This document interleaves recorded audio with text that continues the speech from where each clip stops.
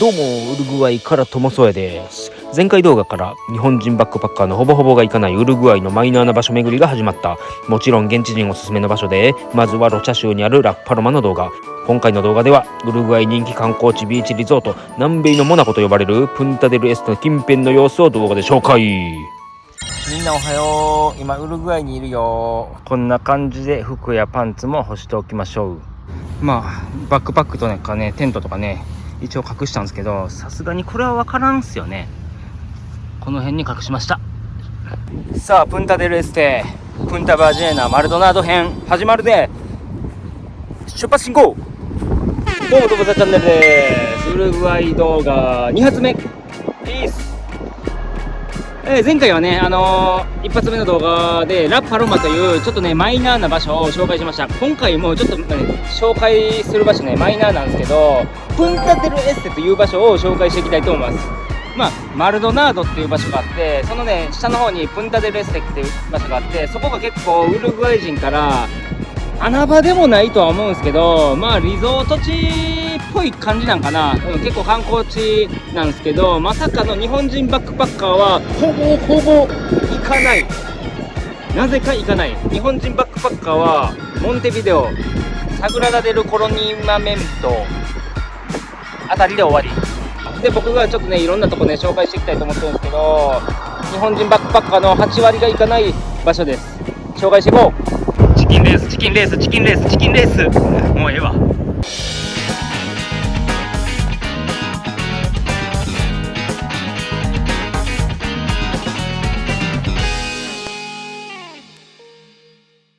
皆さんスポーツ何がお好きですか？そうですよね、サッカーですよね。やっぱり、サッカーといえばラテンアメリカで、そんなウルグアイも FIFA ワールドカップ初回開催地ウルグアイです。まさかの開催地ウルグアイで優勝したのもウルグアイっていう、そういう話もありますね。専門バレーボールなんでサッカーあんまり詳しくないんですけど、それぐらいの知識はあります。覚えておきましょう。なかなかもう金持ちって感じのね、のんびりした雰囲気のいい道、すごい人しか言いようがないみんな金持ってるんやな、この辺に住んでる人はって感じの感想ですね。パラグアイと同じように田舎やけど、ウルグアイには海があるっていうことで、パラグアイはちょっとねなんか劣等感感じてるみたいですね。ちょいちょいね撮影した写真を見せながらいろいろ喋っていくんですけど、日本人バックパッカーね基本的にウルグアイ行ってもブエノスアイレスから海渡ってのサグラダ・デル・コロニメントだったかなとモンテビデオぐらいなんですよ。結構旅系 YouTuber 僕も動画見てるんですけど、ほんまにない。みんななんでそんな真似するんって感じ。旅系 YouTuber もモンテビデオ、サグラダ・デル・コロニメントみたいな真似せんでも、自分が行きたいところを調べて現地人に聞いて、ここも面白そうだなと思ったらまた観光してみたいな感じで旅したらいいのにっていう個人的な意見なんですけど、それはね仕方ないんですよ。バックパッカーとして。なぜかというとウルグアイ物価高いです。物価高いんで、正直バックパッカーに不向きな国なんですよね、ラテンアメリカの中でも。なんで結構ねブエノスアイレスから船で渡ってウルグアイのサグラダ・デル・コロニメントかな、世界遺産の街を日帰りで行ってブエノスアイレスに戻る人もおるし、その街とモンテビデオ近いんで、そのモンテビデオまで行ってそこからまた飛行機かなんかで違う国に行くっていう旅人が結構多いですね。このエリアに3つもスーパーあるんですよ。ここに密集してて、スーパー入ったけどやっぱねウルグアイでスーパー入ったらテンション下がる。ほんまに高い。これ生きがいっていうレストランなんやけど、なんか日本関係あるんかな、生きがい。しかも300ペソなんで、そんなめちゃくちゃ高くないんで、ちょっとね行ってみようかな。久しぶりにレストランに入った気がする。やっぱり生きがいはこれ、日本からのルーツで、店主が日本が好きとは言ってましたね。こんな感じのお店の雰囲気です。は閉店時間だったんですけど、特別に開けるよう言ってくれましたね。めちゃめちゃ優しい。お水もサービスでくれるみたいです。Piriápolis, la ciudad es muy bonita, Piriápolis. Y aquí tiene Cerro Pan de Azúcar, que está acá Pan de Azúcar ciudad. お肉が入っていないなんかベジタリアン料理みたいですね。カスエラという料理です。カスエラはチリでも食べたな。チーズとかお米とかレンテハっていう豆とかそういうのがいろいろ入ってる。いろいろ質問していたら、結構仲良くなって、まさかのお水だけではなくデザートもサービスしてくれました。本当にありがたい。メンブレーショという果物が入っているみたいです。久しぶりの外食、死ぬほどうまいっすわ。しみる、めっちゃうまい。生きがいというお店でした。質素な旅を繰り返しながらもたまには贅沢をする、これが俺の生きがい。あれ、これ意外と安いんだね。35。でもほんまにビビって何も買わんかったら餓死してしまうわ。たまに安いのがある。こういうの買っていこうか。野菜が何とも言えん金額なんよな。トマトとかこれキロ179。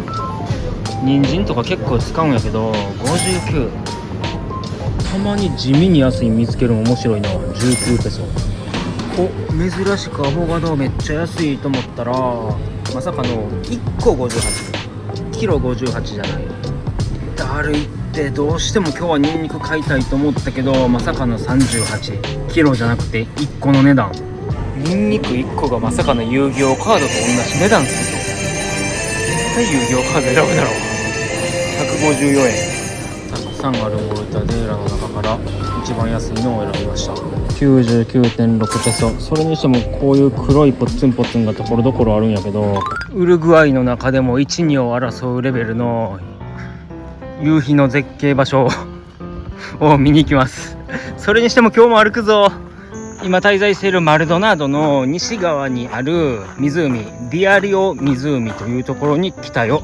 直訳すると日記の湖みたいな感じ。ディアリオが日記なんで、さらに西に行ったら今目指してるプンタバジェーナっていう場所に行きます。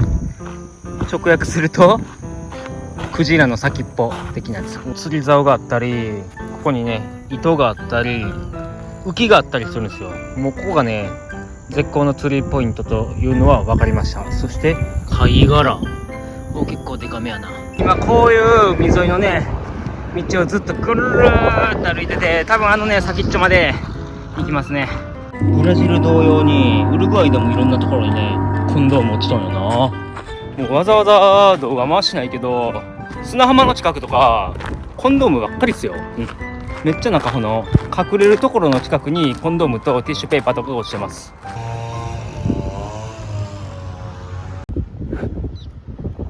ちょっとした階段を上に登っていく。風が気持ちいい。そして景色は最高。はい、こういうところにコンドームのね数がねたくさん落ちてます。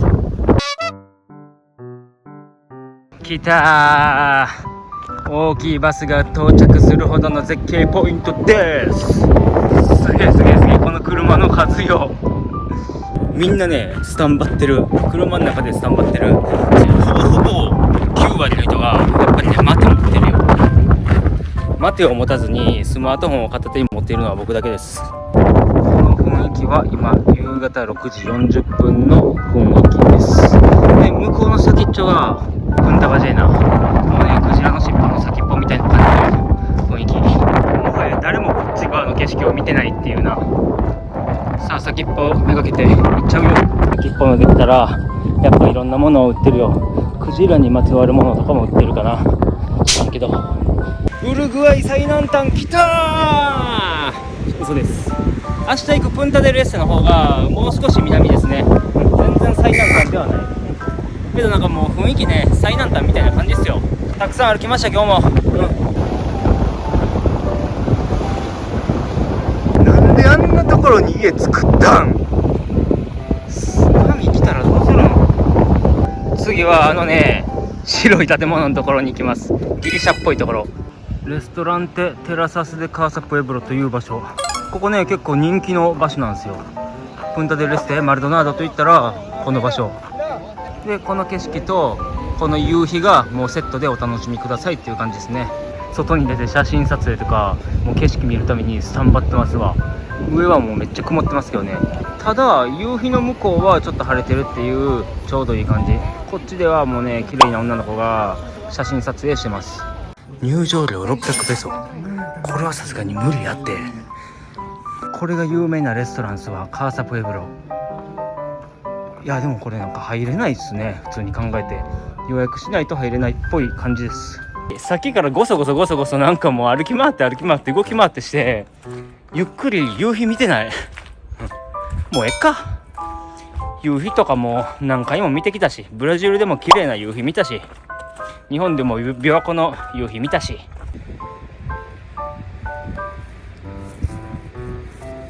夕日を見ながら食べるハムパン最高です。控えめに言って最高です。まあ何が言いたいかというと、味噌汁が欲しいな。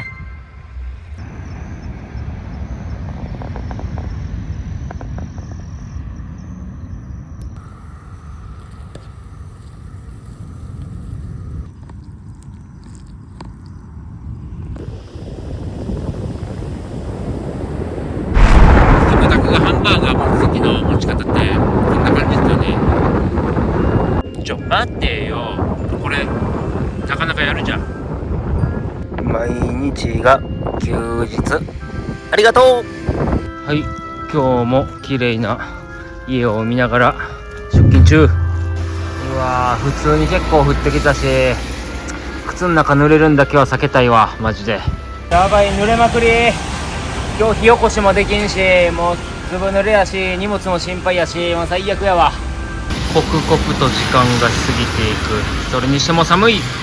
マクドナルドで雨宿りした一応コーヒーだけ頼んだんですけど、今まで行ったマクドナルドの中で一番高かったわ、コーヒー。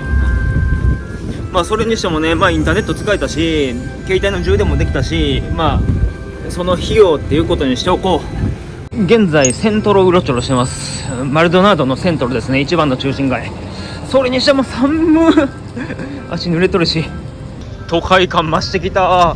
かなり都会って雰囲気やな。さっきまで海沿いとかはね、結構なんかのんびりした雰囲気、高級街チックだったけど、ここはほんま都会チックなってるよ。通り過ぎたわ、分かりづらすぎて。ムセオマソーニ、ここか。あ、これですね。ミュージアム、美術館。アンティークな雰囲気の美術館っていう感じですね。とにかく中に入った瞬間暖かいんでちょっと安心した。まあ見ての通り説明書きがそんなにないんで、まあ展示されている作品をパパパパパパパパパって見ていくような感じ。こっちのフロアに入ったらちょっとなんかいろいろ説明書きがあるかもしれんな。もうね、すごいね、横文字をね読むのがほんまに苦手。説明書きいろいろ書かれてるんですけど、スペイン語でマジでもうね、最初から最後まで読めないですね、僕。高級な部屋に入った瞬間なんかおじいちゃんの匂いがする。これはこれで逆に安心するわ。こっちもなんかおじいちゃんの香りするな。思った以上に広いんですけど、まさかの2階ある。2階あっちゃう。広いんですけど、馬に乗ってる選手といい、武器の雰囲気といい、韓国消しゴイを彷彿させますね。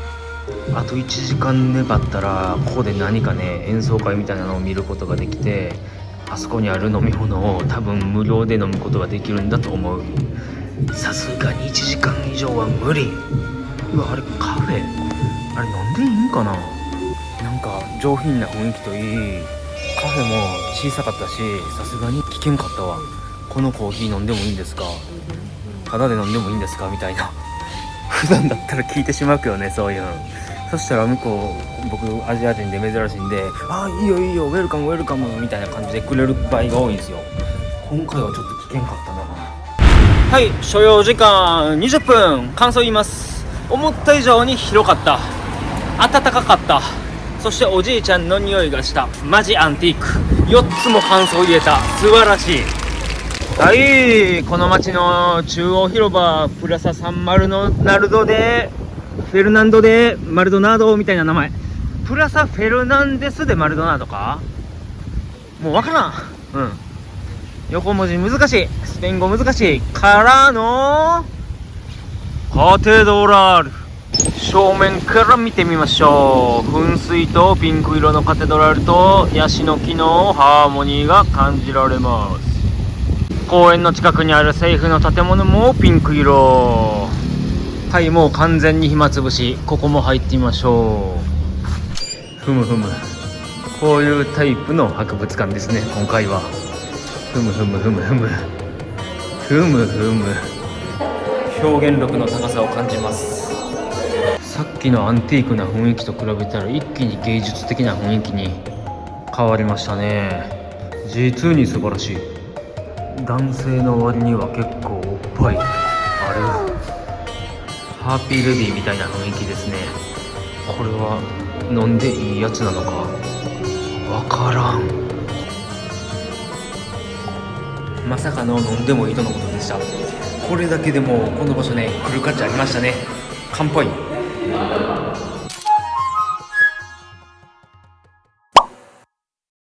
りあえずまだね、ちょっと雨降ってるんで雨宿りしちゃいましょう。はい、夜の8時半です。まあウルグアイね、治安いいんで夜一人で歩いても大丈夫そうですね。首都のモンテビデオだけ気をつけろっていろんな人が言ってますね。さっき入った博物館、ほら雨もねちらほら降ってるんですけどね、まあ多分大丈夫そうですわ。今日もねテント張ってね野生生活できそうです。ゴミ箱の中何もなかったさあ自分のテリトリー戻ろう。お金を節約するためにはね、これぐらいやらねえといけないんだよ。キャンプからの自炊、ツナ缶の油だけじゃなくて生のニンニクを入れてるのがパンチ効いてて美味しいです。美味しいです。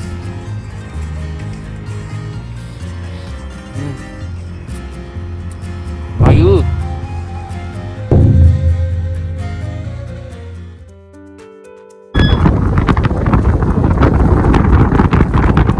はい、今日はプンタデルエステに行くんで、見えてる先っちょまで行きます。もうどうやって行くかはわからん。とりあえず重たいバックパック背負って歩いて向かってます。かなり遠い。歩いてね、普通に2時間半ぐらいかかるんですよ、この距離。もう金額によってはバス使ってもいいと思うけど、バスの乗り場がまずなんかないし、向こう側サイドはあるんやけどこっち側サイドないし、金額もわからんし、めんどくさいですね。終わった、最悪や。せっかく靴乾いたのにきついってマジで。これで2時間も歩くんかよ。はい、皆さん、これがウルグアイです。 V に代わってお仕置きを V という文字を見たら金色のガッシュベルを思い出しますね。もう1時間ぐらい歩いた。ちょっと気分変えてこっちの海岸線沿いを歩いてみようか。いやー、歩きにくそうやな。また靴の中に砂たまりそうやな。特に水着のギャルがね多いわけでもないし、目の保養になるわけでもないし、足疲れるし、靴の中に砂めちゃめちゃ入るんで引き返します。普通の道通った方がまだましなんで。さすがプンタデルエステビーチリゾートって感じやな。ここまでよう歩いてきたわ。ほんま疲れた。このザ・ビーチリゾートのね高級なエリアに今日僕がね泊まる宿があります。奮発して一泊のみ予約しました。予約はしないわ。直接行って値段聞いて泊まる感じ。たまにブッキング .com やアゴダに書いてる値段と違う場合があるんで、もうね口論はしたくないんで、もうアゴダの値段表示画面をもうあらかじめ出しときます。で直接行った時に値段聞いて値段比較して安い方で支払いたいと思います。直接が安いのか、アゴダとか使った方が安いのかみたいなね、アプリ使った方が安いのかとか。とりあえずね部屋確保しました。マジで早くせんと一日終わってしまう。早くせんと。疲れた。ちょっとね休憩してたらほんまね一日ね終わってしまうんでね、とりあえず出発しますわ。まあまあ人多いね。バックパッカー宿って感じです。ちなみにプンタデルエステを直訳すると東の岬っていう意味になります。プンタデルチンチンを直訳するとチンチンの先っちょっていう意味になります。プンタデルエステはね、ほんまにお金持ちが集まるような感じの街です。で、美しいビーチだけじゃなくてカジノがあったりナイトライフを楽しむような場所としても人気な観光地ですね。はい、ソフトクリーム1カップ150ペソ、高い円で僕が食べたいウルグアイ料理チビート590。あ、でもこのカンフリッタスってなんだろう、これ490か。まあまあいい感じの値段や。ウルグアイ自体は南米のスイスって呼ばれてて、プンタデルエステは南米のモナコって呼ばれてるみたいです。なんかいろいろ決めたがるよな、ほんまにみんな。南米のどこどこ、中米のどこどこ、コスタリカは中米のスイスって呼ばれてます。ウルグアイの中でもこのプンタデルエステ一番行きたかった場所なんですよ。なんかわからんけど、まあビーチリゾート、まあウルグアイもともと物価高いっていうのは知ってて、まあ結構いい場所なんだったら、それだったらラグジュアリーな場所行ってみようやないかいみたいな感じで思って、プンタデルエステちょっとね来たかったんですよ。まあまあこんな感じの雰囲気でさ、みんなこの手と一緒に写真を撮りたいっていう感じの。裏側はこんな感じの雰囲気となっております。なかなか立体的だね。こっち側全く人おらんからって、こっち側で写真を撮ろうとする俺めっちゃ頭いいやん。こっち側だったら全然並ばんでいい。砂でできた彫刻の手の裏には美しいビーチが広がってる。鳥取県の鳥取砂丘の近くにある砂の美術館を思い出すのは私だけでしょうか。ちなみにこの彫刻物ラマノって言われてる場所なんですけど、チリ人のアーティストが作ったんですよ。でこれ僕個人的にね調べるのめんどくさかったんで調べきれてないんですけど、チリのサンペドロ・デ・アタカマっていう砂漠地帯があって、そこにもなんか 手が出てるような彫刻があるんですよね。それは同じ人が作ったのかどうかは知りません。調べるのめんどくさいです。もう一つ中二病目線で感想を言いたいと思います。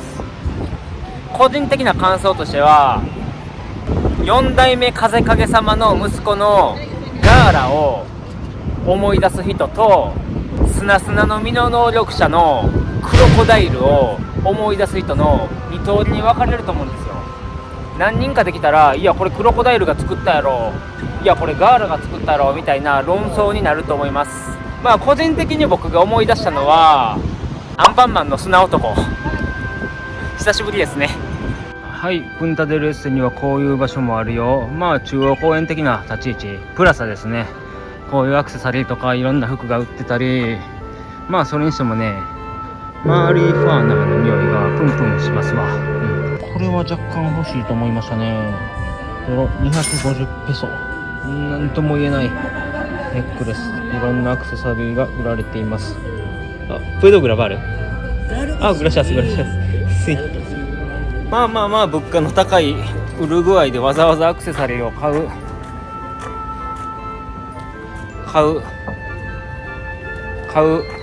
必要はないでしょう。あかん、もうねラテンアメリカにね2年おったら日本語がほんまに出てこんのよ。海沿いに来たらこれはこれでなかなか唯一無二な景色が広がってる。めちゃめちゃ船がある。プエルト・プンタデルエステという場所でたくさんの船を見ることができます。まあウルグアイ人がマテをゆっくりねのんびり飲むのには抜群のロケーションですね。あの車道のど真ん中に駐車しちゃってるよ。少し怪しい雰囲気がする。はい、プンタデルエステにあるイグレシアですね。水色ベースです。でその隣には展望台のようなもの、スペイン語でファロって言いますね。門も閉まっているので登って景色を見ることはできなさそうだ。さすがにこれは伝わるとは思うんやけど、ウルグアイね結構波激しめなんよな。現在プンタデラスサリーナスっていう場所にいるんですけど、おそらくこの場所が、小さな島とかを除いてウルグアイの中でも一番最南端の場所ですね。この場所でちょっとね夕日を見たいなって考えてます。今天気もいいしね、綺麗に夕日が見えると思う。そしてこう移動していくとウルグアイ国旗が波出る。結構色薄いんで古くから使われてるような感じしますわ。みんなこんな夕日見たことある？すげえなこれ。すごい真っ赤っかやわ。下の方真っ赤っかで、上の方は水色っていう神秘的な感じ。緑色のオウムみたいなのがようけおる。夜の街プンタデルエステ。お腹が空いたので晩ご飯を食べに行きます。実は宿にいる兄ちゃんに質問したんですよ。もうプンタデルエステで安くウルグアイの料理を食べることができるお店ってあるんですかみたいな感じで、そしたらいいところ教えてくれたんで、そこに行きたいと思います。このザ・ファミリーっていうお店なんですけど、これねちょっと僕 Google マップで一応調べてみたら意外にも評判結構良かった、ここが一番美味しいお店だとか、ボリュームもあって安いとかいいコメントばっかりだったんで、結構良さそうな雰囲気なんで入ることにします。まずを通してこんな感じのが来た。これ料金に含まれてるんかな、謎やな。でメニューはこんな感じ。まあウルグアイにしては安い方なんじゃないかな。ビール飲みたいけど一番安いやつでも650円ぐらいするんでちょっと厳しいな。いや高くないかやっぱりウルグアイ。もちろんずっと食べたかったウルグアイ名物のチビートを注文しましたよ。これが490ペソのウルグアイ名物チビートという料理です。いろんなものが入ってますね。ボリューム満点。パンはね冷たいです。焼いてないな。ポテトがうまいわ。ケンタッキーのポテトみたいな感じで牛肉にチーズがかかってるんですけどめっちゃうまいんですけど、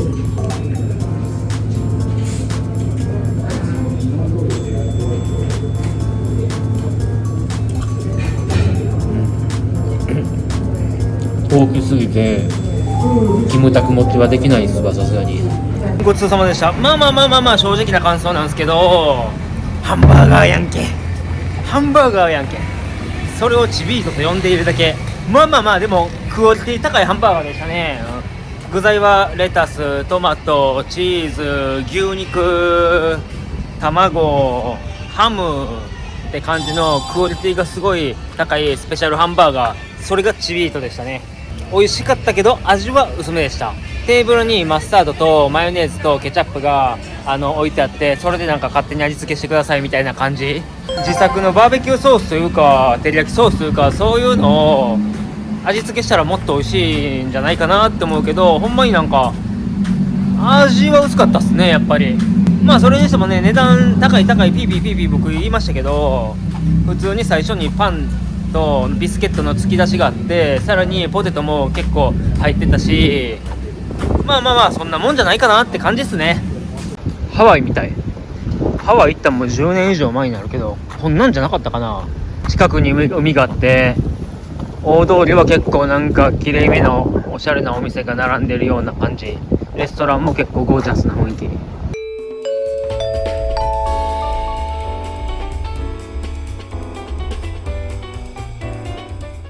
バーにお酒飲みに行こうぜって誘われてしまったよ。最初来た時はね、海誘われたんですよ。ビーチ行こうぜってで断って、で今回バー誘われて、まあさすがに2回目断るんちょっとかわいそうやなと思って、まあ行くことにしました。うわ高かったら嫌やな。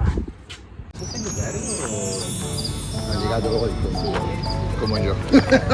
Así. Sí.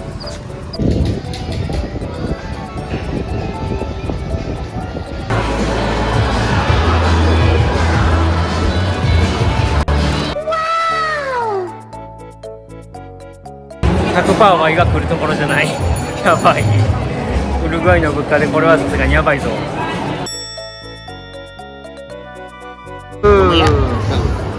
軽い。美味しい。上の幸せ。しかも次行きたい店がカピバルなんですよ。カピバラみたいですね。カピバルってもんないか。こんな感じの博物館もあるみたいですね。マーリーファーナーですね。これは僕には関係ないものです。プンタデルエステはナイトライフもやっぱりね有名というか大人気なんですよ。で夜もね人がね出歩けるぐらい治安も良くて、そんな感じの街かな。はい、到着しました。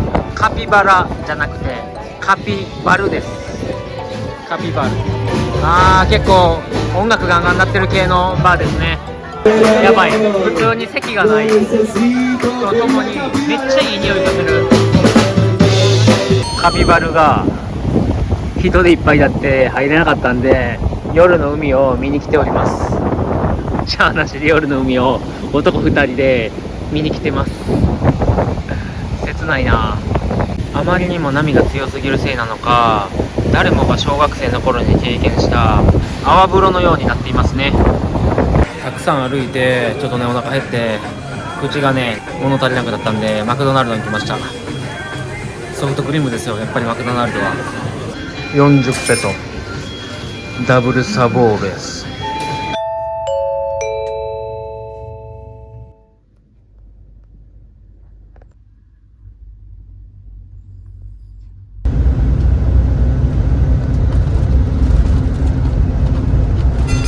はい、動画ご視聴ありがとうございました。プンタデルエステ、マルドナド、プンタバジェーナ3つまとめての動画だったんですけど、どうだったでしょうか。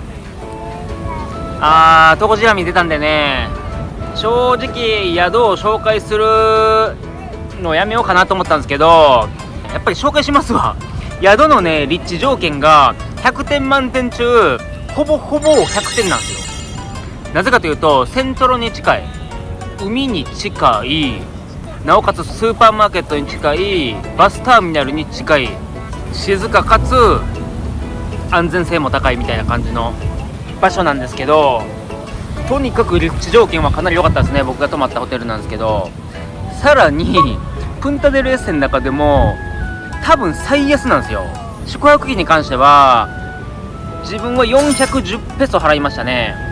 アゴだとかそういうアプリケーションを使わずに行ったら若干高かったです。逆にこれねわからないんですよ。アプリを通した方が高い場合もあるし安い場合もあるしみたいな、もうその時その時の宿によるみたいな感じなんですけど、自分はなんかもう行った時にちょっと高かったんで、いやアゴダだったらこの値段なんですけどって言うたら、じゃあ割引するよみたいな、その値段でいいよって言ってくれて、その値段で泊まることができましたね。410ペソです。コメントにも書いてた通り、やっぱりトコジラミ出てました。コメントにも結構書いてたんですよ。トコジラミ出るから気をつけてねみたいな。ただでも僕も装備満点で、ズボンの上にソックス、靴下重ねてたんで、トコジラミがなんか僕の体に入る隙間もなく、被害はゼロでしたね。総合的に言うと物価はちょっと高いけど、ナイトライフ、お酒であったりとか、海のねこの風景であったりとか、治安がいいとか、いろいろと楽しめました。雰囲気良かったです。プンタデルエステの先っちょは本当に昨日ね風がボーボー吹いて、もう暴れ回ってましたね。激しかったっすわ。プンタデルエステの先っちょは。僕のプンタデルチンチンの先っちょは常にね干からびてますけど、暴れてもないしのんびりしています。下ネタ？次回トモソヤチャンネル。ウルグアイの中でも特におすすめの場所、ピリアポリス。綺麗な海、ビーチ沿いの洒落た雰囲気。それだけじゃなく、たくさんの丘があって観光客を退屈させない観光地。そしてまさかの巨大なアシカも出現。ピリアポリスの全体的な雰囲気を野生生活の様子とともに見せちゃう。